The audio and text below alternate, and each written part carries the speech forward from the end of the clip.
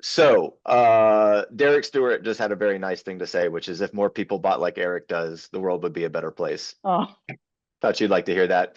Um, Derek's a near and dear friend, so thanks, Derek. Going back into this topic of brands and what brands you're carrying, how many SKUs, this person wrote, do you carry different brands across all locations, or is your product selection standardized across the board? Curious to know how you structure your assortment strategy and if it varies based on location performance or customer demand. Oh my gosh, great question. So, especially, in Connecticut, it's sort of a moot point because of the limited amount of vendors and products where basically need to buy everything from everybody to have any weed to sell at this point in time. So I'll answer it with the Massachusetts landscape and industry where West Springfield, Western Massachusetts, Raleigh, North Shore, north of Boston, we have found there is some hyper locality and people preferring brands that are from the area. So even within Massachusetts, that's one state. People from Western Mass like buying products that were made in Western Mass, and people who are buying in Raleigh love products that are made in the North Shore. So being able to understand and see that nuance in the data has been tremendously impactful. And then there's some powerhouse brands that can sell pretty much in any store across the state, mostly in the edible category. But when it comes to things like vapes, flower, pre-rolls, there's absolutely different preferences in the different locations. The quick and easy way to build a menu is to just carry the same brands and products in both stores at the same price, sort of try to get on the same reorder cadence on the same week with each vendor. But there's way more to be learned when you start messing around with creating some variety between the two stores. You have to do it with intention. And for me, like really have a reason to run those tests and then be ready to track the data when you run those tests.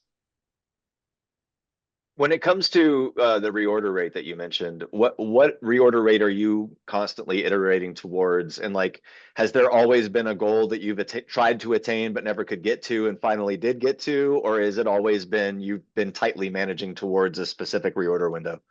Definitely the latter, because we're targeting down to the SKU level, 14 to 21 days. I could say it till I'm red in the face. We're generally getting vendor resupplies every 14 days, which is perfect. We've literally turned 2 deliveries over before even paying for the first one, for the most part. So we're able to Mm. just keep compounding that profit while also maintaining the minimal amount of inventory needed to create that profit. That's key Yeah, there. That's like stocking perfectly to demand, right? That's what they call it, right? Like it's okay to turn it over multiple times in the period, right? Like you were saying, Yeah, because that's how you get it really lean. And I think what you had mentioned on like making sure you're always getting the best wholesale price for where the market is at and not getting too far ahead of yourself, like yep. that also helps a ton with that. Yeah. Exactly. Like it's to me, it's truly day to day in this industry.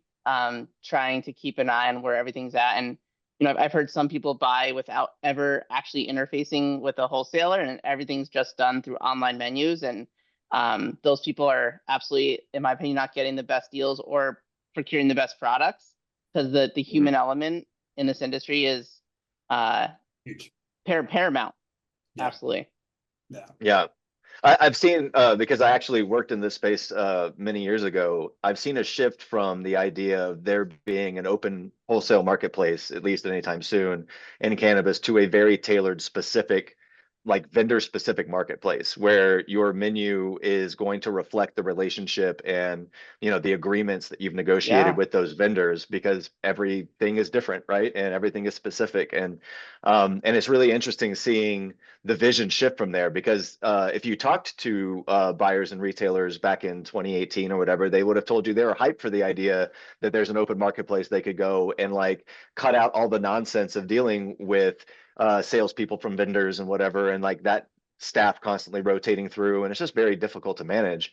But the reality actually didn't meet that idea, and the reality has become this like very vendor specific, sort of kind of wholesale space, I think, which has been interesting to watch. Absolutely.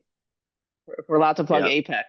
Apex has just had like the best solve for this to me out of any of those wholesale Oh platforms. yeah. yeah, Yeah. yeah. Big shout out to Apex. We had John on a webinar last year that was really well received, so we should have him back on soon. We should have you and him talk about vendor managed inventory, by the way. That's, I think, Got a lot to talk topic about. topic of interest for him. Yeah.